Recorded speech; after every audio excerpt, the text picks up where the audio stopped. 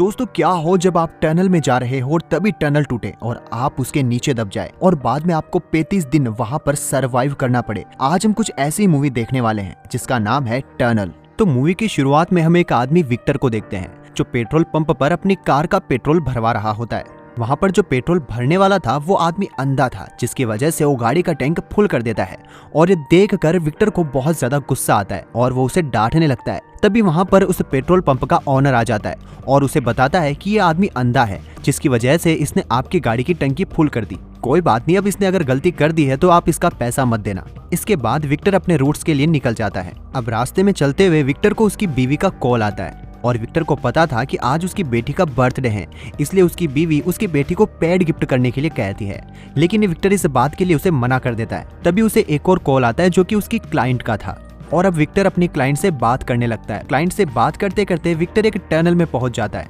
अब टनल में आगे बढ़ते हुए अचानक से टनल में हलचल होने लगती है, जिस पर विक्टर कुछ ज्यादा ध्यान नहीं देता। अब विक्टर आगे बढ़ता ही जा रहा था, तभी वो देखता है कि पीछे का टनल टूट गया है, जिसकी वजह से वो कार को और ज्यादा तेज भगाने लगता है। पर अचानक से उसके आगे का टनल भी टूट जाता है और विक्टर इसी टनल के नीचे दब जाता है। कुछ देर में जब विक्टर की आंख खुलती है तो अपने आप को अपनी कार में पाता है, लेकिन वो मलबे में दबा हुआ था, लेकिन वो अपनी कार के अंदर था, इसलिए उस टनल से बच गया था। अब विक्टर जल्दी से अपना मोबाइल निकालकर पुलिस वालों को कॉल करता है और सारी बात पुलिस वालों को बुलाता है और उसकी मदद करने के लिए कहता है।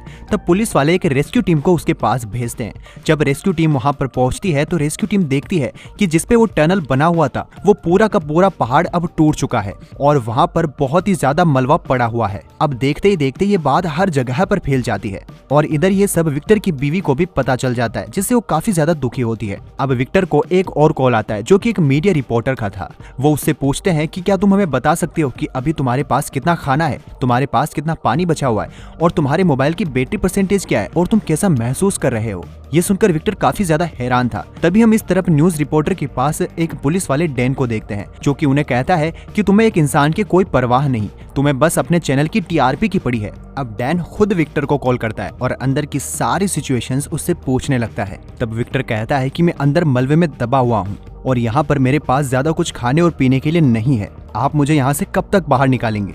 डैन कहता है कि हम तुम्हें वहां से बहुत ही जल्द बाहर निकाल लेंगे। अब वहां पर मलबा इतना ज्यादा था कि डैन भी जानता था कि इतनी आसानी से वो उसे बाहर नहीं निकाल सकते, इसीलिए डैन उससे कहता है कि तुम्हारे पास जितना भी खाना और पानी है उसे तुम धीरे धीरे इस्तेमाल करना।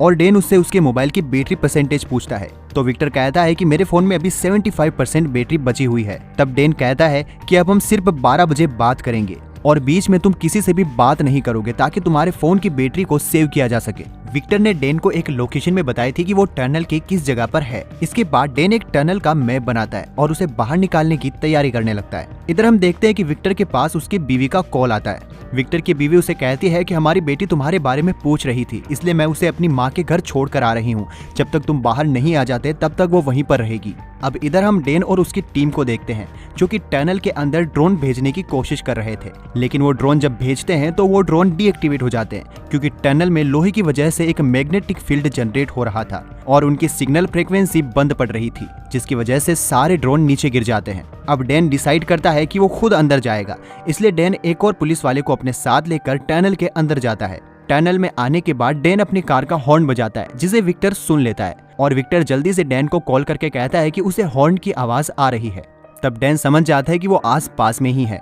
तभी अचानक से टनल हिलने लगता है और फिर से वो टूटने लगता है, इसलिए जल्दी से डैन अपनी कार में बैठकर कार को पीछे की साइड में भगाने लगता है और साथ ही साथ पूरा टनल भी टूटता जा रहा था, लेकिन उस टनल से बचकर डैन बाहर निकल आता है। अब डैन जब विक्टर को कॉल करता है तो उसे पता चलता है कि विक्टर अभी तक सही सलामत है। अब इसी तरह से देखते ही देखते विक्टर को यहाँ पर 3 दिन गुजर जाते हैं और जो केक विक्टर अपनी बेटी के लिए लेकर आया था उसी केक से वो थोड़ा थोड़ा करके गुजारा कर रहा था और उसके पास अब थोड़ा सा ही पानी बचा हुआ था। तभी उसे एक आवाज सुनाई देती है। जब वो अपनी खिड़की से देखता है तो वहाँ पर एक कुत्ता फंसा हुआ था और साथ ही वहाँ पर उसे एक लड़की की आवाज भी आती है। जब वो थोड़ा खिड़की से निकल के बाहर की साइड में जाता है तो वहाँ वो देखता है कि उसी की तरह एक और लड़की कार में फंसी हुई है। तब विक्टर उस लड़की के पास जाता है और वो लड़की विक्टर से पानी मांगने लगती है। तब विक्टर अपनी बोतल से उसे पानी पिलाता है। वो लड़की उसे अपनी माँ से बात करने के लिए फोन भी मांगती है। तब विक्टर उसकी माँ को कॉल करता है। वो लड़की उसकी माँ से बात करती है और उसकी माँ विक्टर से कहती है कि मेरी बेटी का ध्यान रखना। अब विक्टर अपनी कार में वापस आता है, तब वो देखता है कि वो कुत्ता उसका पूरा केक खा चुका था। इस बात से विक्टर बहुत ज्यादा उस कुत्ते पर गुस्सा होता है। कुछ देर में जब विक्टर वापस उस लड़की की कार में जाता है तो वो देखता है कि वो लड़की अब मर चुकी है, क्योंकि जहाँ पर वो लड़की बैठी हुई थी वहाँ पर टनल का एक रोड उसके पेट में घुस गया था, जिसकी वजह से उसकी मौत हो गई। अब ये सब होने के बाद विक्टर वापस डैन को कॉल लगाता है और उसे कहता है कि क्या तुम मुझे यहाँ से बाहर भी निकाल पाओगे। विक्टर डैन को अपनी सारी सिचुएशन के बारे में बताता है। इसके बाद डैन कहता है कि हम तुम्हें जरूर बाहर निकालेंगे। अब डैन जोरों शोरों से उसे बाहर निकालने के लिए तैयारी करने लगता है। डैन और उसकी टीम मिलकर टनल की दोनों तरफ ड्रिल करने लगती है ताकि विक्टर तक पहुंचा जा सके, और देखते ही देखते डैन और उसकी टीम पूरे टनल में ड्रिल कर देती है। ये सब काम जब हो रहा था तो इसी के बीच एक वर्कर की जान भी चली जाती है, जिसकी वजह से पूरा मीडिया ये कहने लगता है कि एक इंसान की जान बचाने के लिए आखिर कितने लोगों को दांव पर लगाया जाएगा। लेकिन डैन फिर भी नहीं रुकता और टनल के दोनों तरफ सुरंग बनाई देता है। उसके बाद विक्टर को वापस कॉल किया जाता है। तब विक्टर कहता है कि ड्रिल अभी तक मेरे पास नहीं पहुंची। ये बात सुनकर डैन समझ जाता है कि उन्होंने गलत जगह पर ड्रिल कर दी है। अब ये सब सुनने के बाद विक्टर को भी लगा था कि वो कभी भी यहाँ से बाहर नहीं निकल पाएगा। कुछ टाइम बाद विक्टर से जब वापस कांटेक्ट करने की कोशिश की जाती है तो उसके फोन की बैटरी भी लो हो जाती है और उसका फोन बंद हो जाता है। इस बात से सभी लोगों को लगता है कि टनल और ज्यादा टूट गया है और इसी के अंदर विक्टर की मौत भी हो गई है। अब सबके हौसले टूट चुके थे, इसलिए सारा काम रोक दिया जाता है। इस बात से विक्टर की बीवी भी काफी ज्यादा रोती है। तभी उसके पास एक आदमी आता है। वो विक्टर की बीवी से कहता है कि पास में एक और टनल का काम चल रहा है, लेकिन विक्टर के वहाँ पर दबे होने की वजह से हमारा काम भी रुक गया है। अगर आप इन पेपर्स पे साइन कर देंगी तो वो काम हम वापस चला सकते हैं, लेकिन साथ में ऐसा भी होगा कि विक्टर अभी तक अगर उसके अंदर जिंदा है तो वो ये काम चलने के बाद मारा जाएगा, क्योंकि हमारे नए टनल में धमाके करने होंगे और उनसे विक्टर नहीं बच पाएगा। अब विक्टर की बीवी को लग रहा था कि विक्टर अब मर चुका है, इसलिए विक्टर की बीवी इन पर साइन कर देती है। पर फिर भी विक्टर की बीवी एक रेडियो स्टेशन पे जाती है ताकि वो विक्टर को अपना आखिरी मैसेज दे सके। विक्टर की गाड़ी में एक रेडियो लगा हुआ था जिसके जरिए वो सुन सकता था। रेडियो स्टेशन पे जाने के बाद उसकी बीवी कहती है कि मुझे माफ कर दो, मैं तुम्हें बचा नहीं पाई।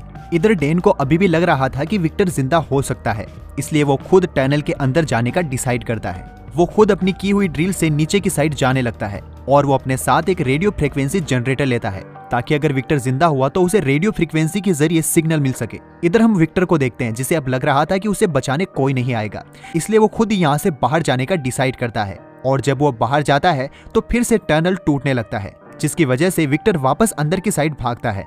इधर ये टनल टूटने की वजह से डैन को भी उसके साथी वापस ऊपर खींच लेते हैं, लेकिन इसी बीच डैन का माइक नीचे गिर जाता है। इधर हम फिर से विक्टर को देखते हैं, जिसे टनल टूटने की वजह से बहुत ज्यादा गुस्सा आता है और वो जोर जोर से अपनी कार का हॉर्न बजाने लगता है। अब हमने देखा था कि डैन का माइक वहां पर गिर गया था और इधर जब विक्टर हॉर्न बजा रहा था तब इस माइक के जरिए ऊपर की साइड में डैन के पास सिग्नल पहुंच जाता है और इस बात से डैन समझ जाता है कि विक्टर अभी तक जिंदा है।